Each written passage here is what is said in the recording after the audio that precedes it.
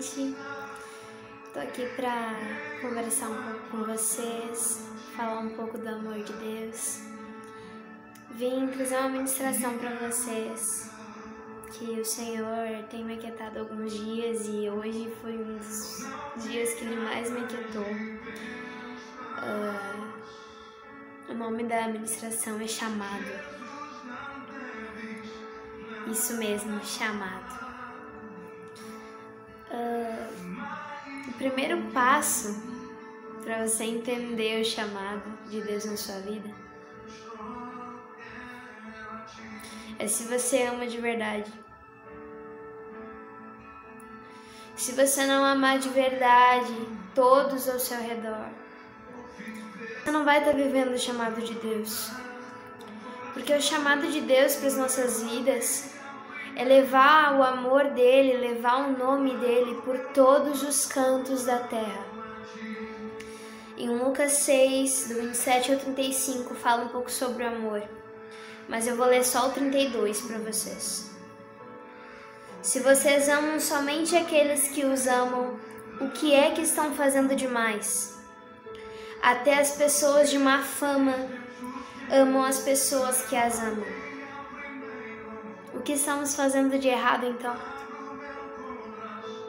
Estamos colocando os nossos interesses na frente de tudo.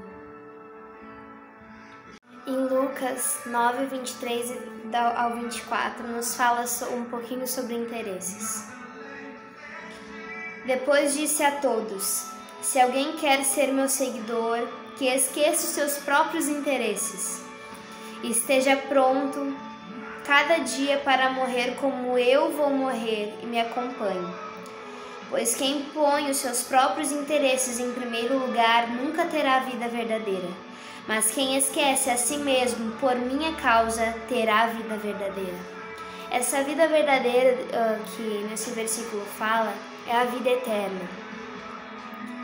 Se nós deixarmos os nossos interesses de lado, aí sim nós teremos a vida eterna com o Senhor.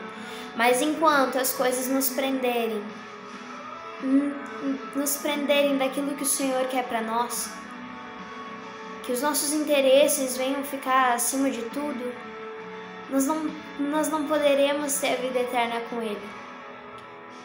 Porque Jesus, quando Ele passou na terra, Ele nos ensinou que Ele era uma pessoa desprendida dos seus interesses. A única coisa que Ele queria fazer na terra era fazer a vontade de Deus aqui na terra. Então nós devemos fazer a mesma coisa que Ele. Quando entendermos que nossos interesses não importam mais, aí sim estaremos indo para o lugar certo. O segundo passo é deixar o julgamento para trás. Em Lucas 6, do 36 ao 42, nos fala um pouquinho sobre julgamento. Então, em Lucas 6, do 37 ao 38, fala um pouquinho sobre julgamento. Não julguem os outros e Deus não julgará vocês. Não condenem os outros e Deus não condenará vocês. Perdoem os outros e Deus perdoará vocês. Deem aos outros e Deus dará a vocês. Ele será generoso e as bênçãos que Ele lhes dará serão tantas que vocês não poderão segurá-las nas suas mãos. A mesma medida que vocês usarem para medir os outros, Deus usará para medir vocês. Amém? Aleluia. Jesus nos fala para termos misericórdia dos outros, assim como Deus tem misericórdia de todos nós. Precisamos admitir nossos próprios erros e evitar falso julgamento dos outros. Esse segundo passo, assim como os outros são, para a gente descobrir o nosso chamado, para a gente entender ele, é muito importante. Porque Jesus, ele aqui na terra, ele nunca julgou ninguém. Ele sabia que Judas iria trair ele. E mesmo assim, ele nunca julgou Judas. Ele poderia ter deixado aquela mulher ser apedrejada por todos. Ele não tinha nenhum pecado. Ele não tinha nenhum pecado. Ele poderia apedrejar ela. E ele não fez isso. Ele não julgou. A única coisa que ele queria é que as pessoas entendessem quem é Deus e o que ele faz. Amém? Jesus nos dá um exemplo bem claro. Ele nos fala que um cego não pode conduzir outro cego, porque ao conduzir, ambos cairão em um buraco. Aceitemos então, portanto, que todos nós somos falhos, pois facilmente julgamos e condenamos as outras pessoas.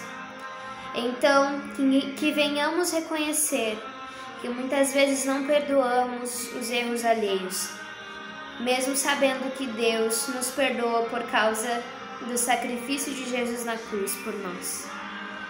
Sejamos como Ele, então. Em Provérbios 10, 7, nos fala um pouquinho também para nós podermos entender a nossa chamada, amém? Os bons serão lembrados como uma bênção, porém os maus logo serão esquecidos. Quem tem juízo aceita os bons conselhos. Quem não tem cuidado com o que diz acaba na desgraça. Que venhamos entender então. Amém? E por último, devemos entender que esse caminho pode ser perigoso, uma vez que a palavra de Jeremias 17:9 nos lembra do seguinte.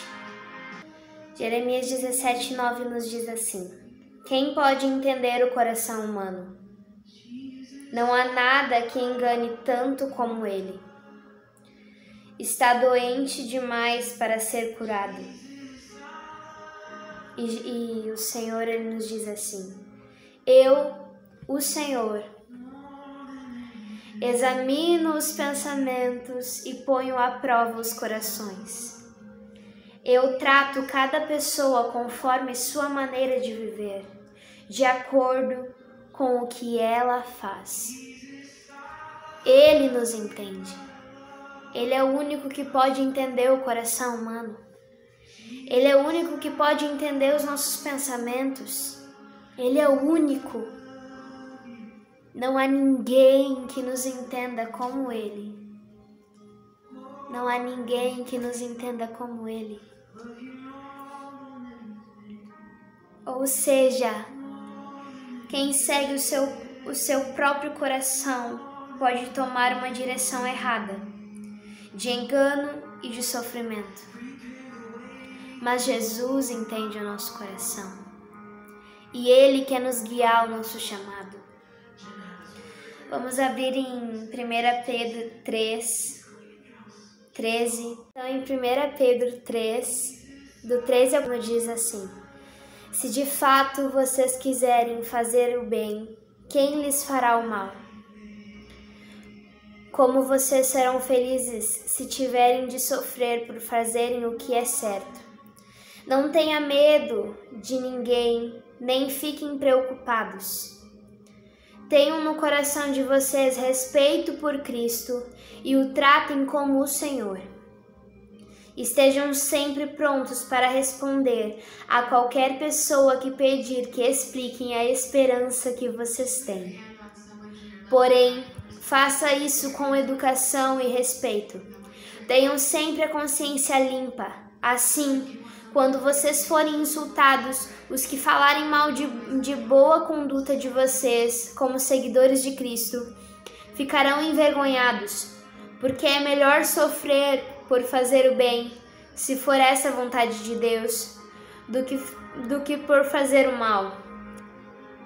Pois o próprio Cristo sofreu uma vez por todos os pecados, um homem bom em favor dos maus, para levar a vocês a Deus. Ele morreu no corpo, mas foi ressuscitado no Espírito. Aleluia. Ele nos ensina que não devemos amar simplesmente aqueles que nos amam, mas que devemos amar todos ao nosso redor, os nossos inimigos, quem nos trai. Ele fala para nós amarmos todos iguais. Ele nos fala para não julgar, para não sermos julgados.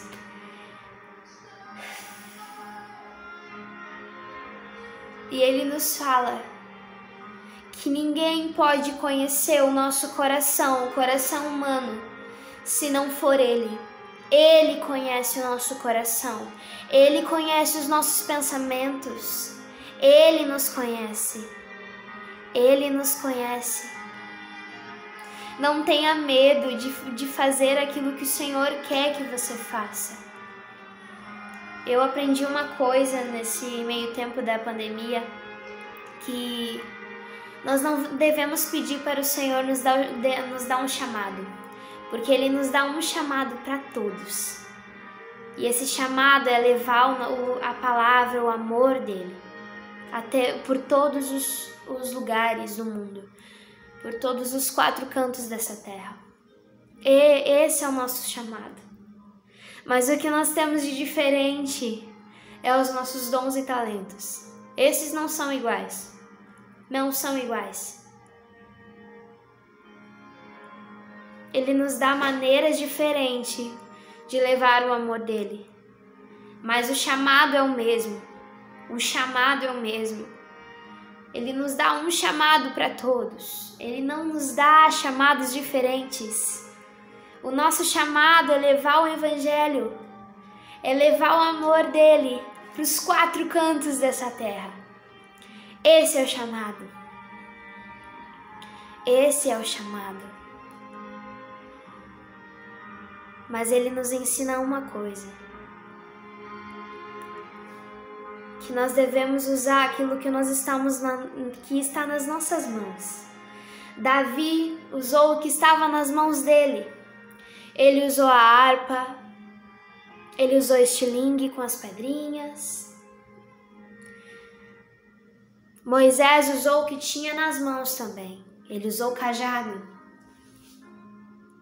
Mas uma coisa que nós devemos pedir para Deus, que é, sabe o quê? Coragem.